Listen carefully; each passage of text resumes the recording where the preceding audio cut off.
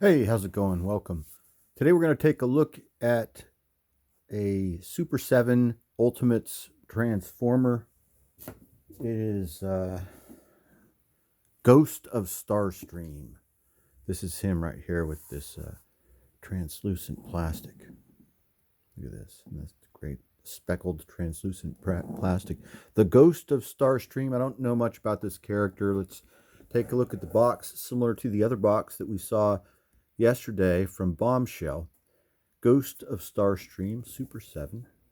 It says Decepticon on the side. This is another Decepticon. Yes, I think this Starscream is an Autobot and a good guy, but I guess in this ghostly form, he's a bad guy. I don't know. I need to.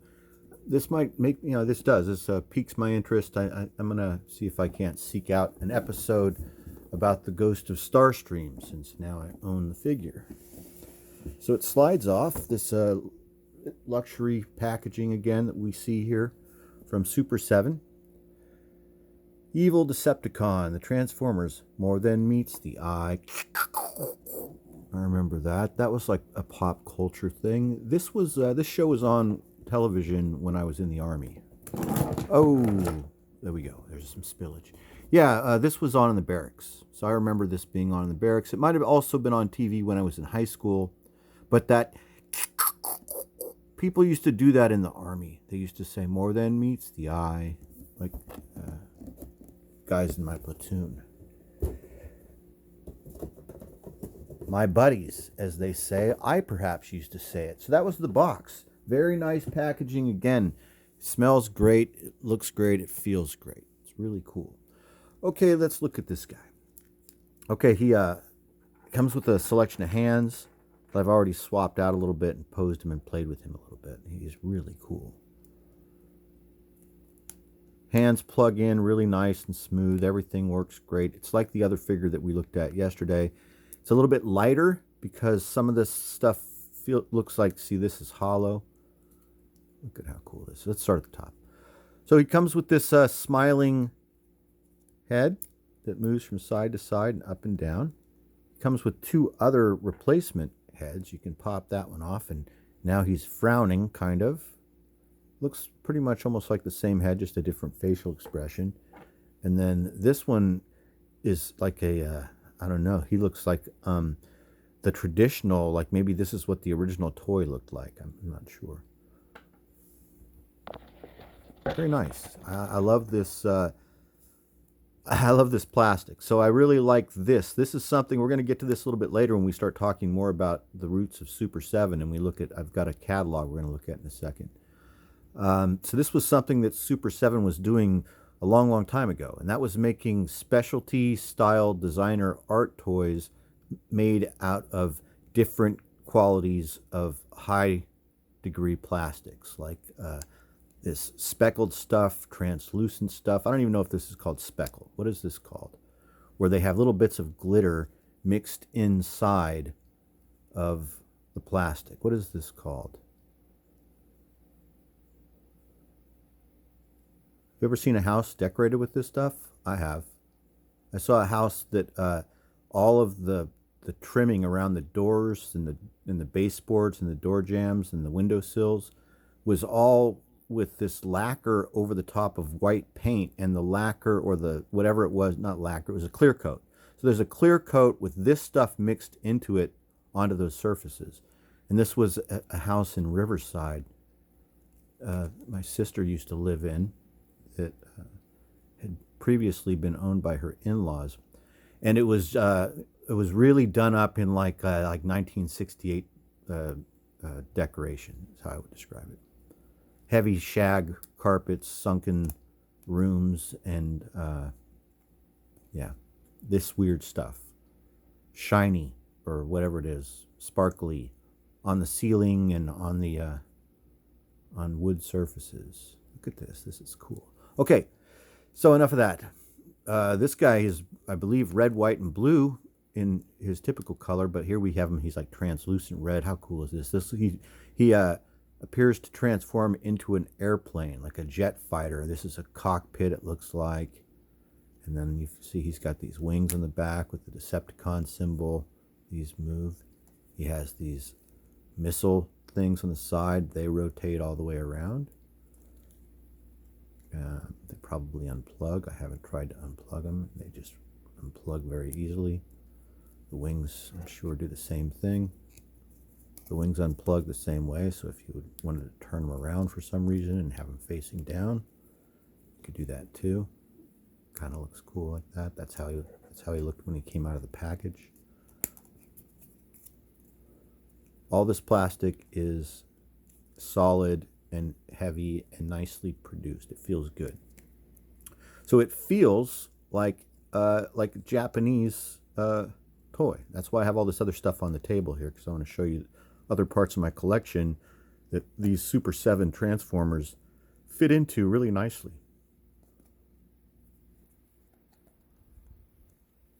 All right, so he's got the articulation on the arms. The hands swap out. He has 2 fists, 2 of these grasping hands, and 2 of these little hands, just like the other one from yesterday. Same deal. Kind of looked like he could hold a weapon, or he just kind of relaxed posing or something. All right, coming down here, this moves up and down, but there's no rotation because that gets in the way. The legs move out. Hello. Come on. Sorry about this. Okay. Legs moved out. You saw that. They go up. They go back. Knees bend. Feet go up and down. These heels are permanently fixed. This is a translucent piece. I like this guy. He looks really cool. This is neat. And then once again, he doesn't transform. This is his final form. He's a ghost. The ghost of Starscream, to be specific. To be Pacific, it is the ghost of Starscream. So we get the figure.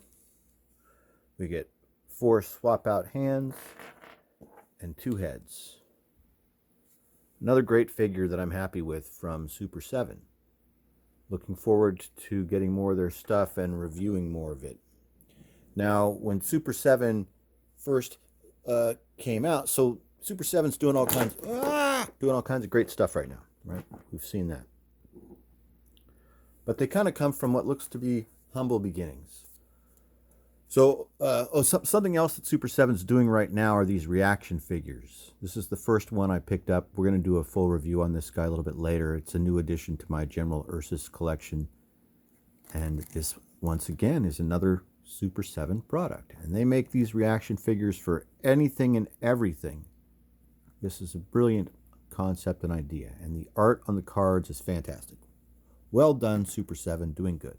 But way back in 2010, Super 7 was a fairly new location on Haight Street here in San Francisco. Now, the neighborhood at that time had 2 other rival vinyl toy stores, and then this was the third one that popped up after those 2. The other 2 stores at that time were Kid Robot and Giant Robot. Isn't that interesting? Their titles are like so similar, but they're not at all related. Now, both of those places did not end up doing what Super 7 ended up doing. So Super 7 came in. My son and I went down there one day to go to the other toy stores, and we discovered Super 7, and they gave us one of these. Now, this is from Comic-Con 2010. This was their booth number. Look at this. This must have been what they gave out in 2010 at the booths. And look, there's the location. At this time in 2010, there were 2 locations, the one on Haight and then the one in St. Petersburg, Florida. But I think that there's another location on Post Street. I think their original location was Post Street in San Francisco. We're going to look in here and we're going to see them. You'll see the humble beginnings of Super 7. We grew up with giant monsters. Isn't this awesome? Comic books, punk, science fiction, skateboarding, robots, and rebellion. No one made what we wanted, so we made it ourselves. Super 7, May of 2001. So Super 7 began in 2001 as a magazine. I have one of their magazines here somewhere, and we'll find it eventually. I just haven't really actually made an active search for it. But it's in a box with a bunch of other art magazines and toy magazines like Juxtapose and other stuff. In 2001, Super7 started as a magazine about vintage Japanese toys. We also featured art from our friends and fellow toy collectors. History. And then now we're going to look at what they created. See, look at this. This is a collaborative project between Super7 and our favorite artist friends. Monster Family invites you to join the party already in progress. So when we went in there in 2010, this is what they had, but they had these in limited numbers because this was called designer toys. These were art toys. These were expensive. They were made in limited numbers, and this is what they were selling there in a glass case at this location on Haight Street. But you'll see later on when we get into the catalog, there'll be a picture of the store that I'm telling you about. The case that housed these figures we're looking at was small. Most of the store was print and T-shirts, that sort of thing. Prints, books, T-shirts, I think, for the most part. There weren't a lot of toys. I never bought any of the toys we're looking at. Now, I wish I had, but at the time, this was out of my... Oh, see, look, 2004 was a big year for us. We opened our first store at 1630 Post Street in San Francisco. We also debuted the first Super7 original toy line, the Neo Kaiju Project. So this stuff was at the time out of my price range. We'll get more into that as we finish this up. So these are really cool, and I wished I had had the money or the forethought to purchase these at the time, but I needed to buy food. I had kids.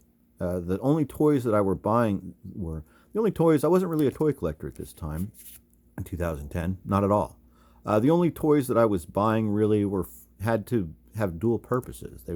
They were cool, they needed to be cool, but they also needed to be played with or liked by my kids. So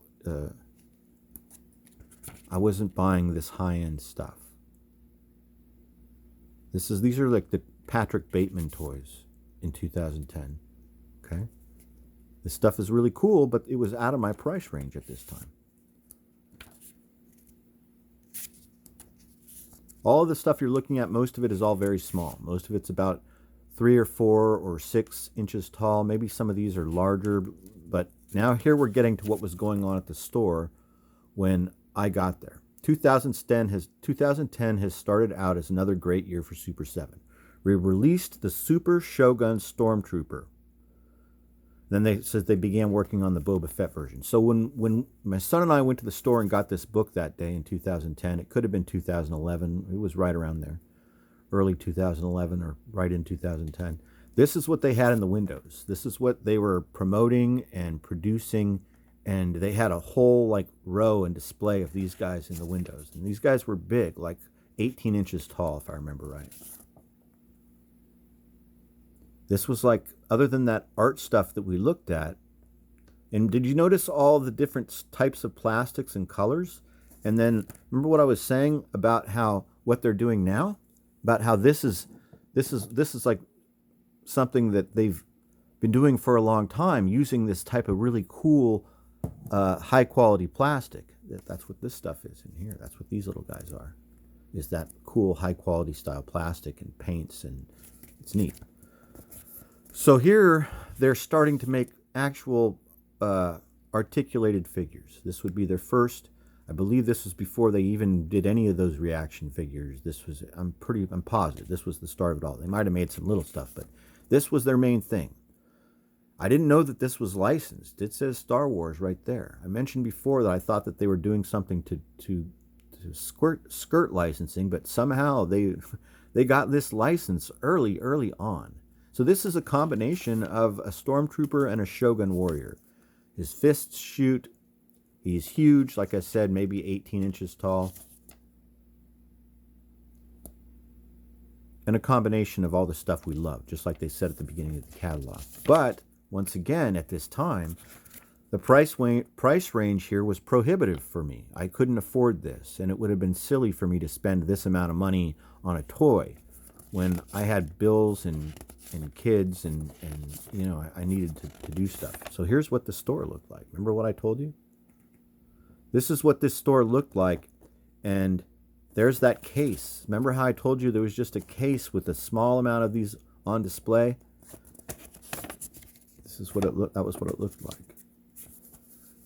But at the time, I was really into actual Japanese vinyl because I was living here in the city, and this stuff that I was buying, these were toys made to be played with by kids, and so they were inexpensive and they were available throughout the city. I could buy these at different places. There were a couple different shops that I knew of where I could pick these figures up, and they were inexpensive. Like at the time, $5 or $6 or even less. Now they're just about $8 or $10 each. And so I got these. This is what's called Sofubi vinyl, Japanese vinyl. And there's a lot of it. And some of it's really crazy and cool. And all of it is completely affordable, or it really was affordable at that time. This is a great Godzilla. So instead of spending all of that money for one of those little figures that was really cool, I was finding this stuff, which was also really cool, but I could afford. So as long as I was able to keep finding this stuff that's really cool and that I could afford, I was going to keep buying it. There would be no reason for me to step up and have to start spending a bunch of money on stuff that was unaffordable for me. But these little guys, just so cool. Look at this. Have you ever seen a crazier monster? And this, look at this. So I have this huge collection, as you're seeing, and I love these new Transformers because they can go with a lot of this stuff. I mean, look at this crazy looking thing.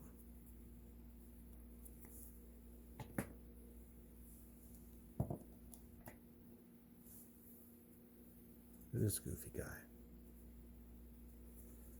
So at the beginning, what they were doing it was called designer toys or art toys, designer art toys.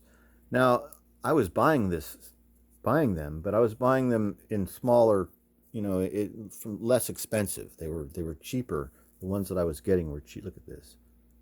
The ones that I was getting were less expensive, like this little guy here.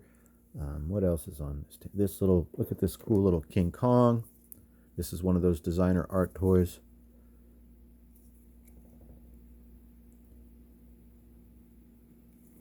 And this is a small, production, unlicensed art toy that was a gift from my son. And this is an example of what we're talking about. Like this is kind of like what Super7 was doing at the beginning, was producing this cool kind of niche, avant-garde, third-party art stuff. Now I have some of it, but I just don't have the Super7 stuff because, like I said, the price was a little bit prohibitive. But we'll look at a lot of this stuff more closely. We're finishing up the video, and the video is supposed to be about that Super7 Transformer, but we're looking at some other, what do you call this? Glitter-infused translucent plastic. That's a Japanese vinyl Funko line. That's what this one is too, this Astro Boy also. Hikari, Japanese vinyl. What is this? I have stuff like this. Same time period. Look at this Slugalicious by Baseman. This is a big figure. We'll take a look at this eventually. Just examples of some of this stuff that this was the roots of the type of products that Super7 wasn't producing, but this is what they were competing with at the time. Now, this thing that we're looking at, it still all exists, and all the collectors are still out there and everything, but it's not the same level as it used to be. It's different with the advent of the internet or something. Things have changed. But what Super7 did is they became a worldwide successful toy company just from those humble beginnings that we saw in that little catalog, just from what they were doing 14 years ago, or, you know, from the very beginning, even if you look back to 2001. But this, you know, I think they started making toys right around 2009, 2008, or 2010. I don't know for sure. I mean, I just know as much as I showed you and what I remember. But they're doing good. And I like what they're doing. And we're going to look at more Super 7 stuff in the future. We'll look at that reaction figure. And then we'll look at a Conan figure that I've got on the way that I'm really looking forward to reviewing and looking at with you guys. So thanks for watching. I hope you enjoyed the video. Have a great day, and I'll talk to you later.